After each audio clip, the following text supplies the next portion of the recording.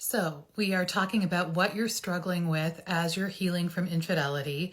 And Rand says, I think honestly, the embarrassment and how I didn't know when it was right under my nose for years. Okay, thank you so much for sharing this. And all of us can relate to that feeling of embarrassment after an affair has been discovered. And there's a couple things I would like for you to know. The first is it's okay. It's okay that you feel this. All of us have things in our life that are embarrassing, that are messy, that are uncomfortable, that we wish people didn't know about.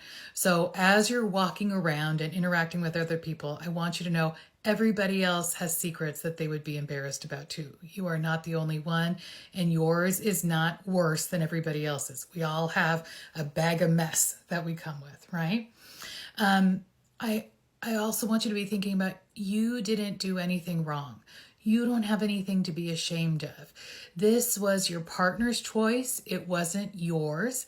It doesn't mean that you failed. You're a screw up. You're unlovable. You're undesirable. It's really very little to do with you and so much more to do with your partner's feelings and their inability to express those feelings, their lack of coping skills, their avoidance, and their choices, not yours.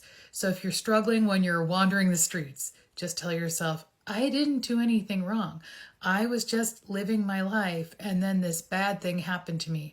I don't have anything I have to feel ashamed about. But I understand that you do, and I'm so sorry that you're struggling with that. I hope it's going to fade in time. The second piece that you mentioned is that you didn't know and that this was going on under your nose for some time. That's actually also really common.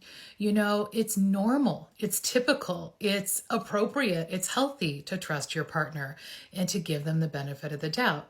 So many times, things only look like red flags when we're looking in the rearview mirror.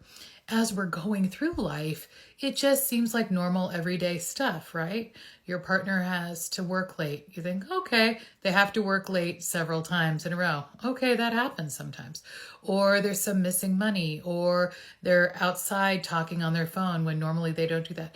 We are very good at giving our partners the benefit of the doubt until we just can't anymore. So because you did this, it doesn't mean you're foolish or silly or dumb or anything. It just means you trusted your partner. You believed what they were saying.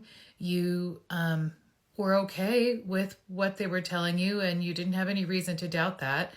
And now, I think it's probably going to be hard for you to trust them and hard for you to trust your gut.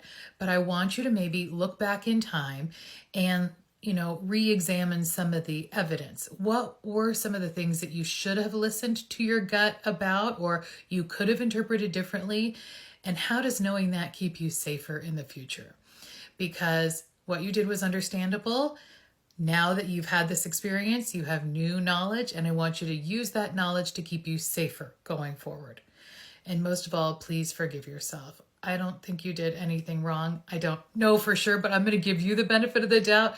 And let's just assume you didn't do something wrong and you did the best you could, and now you know more, and you're going to use that to help protect yourself in the future. All right, I hope that helps you. Big hugs to you.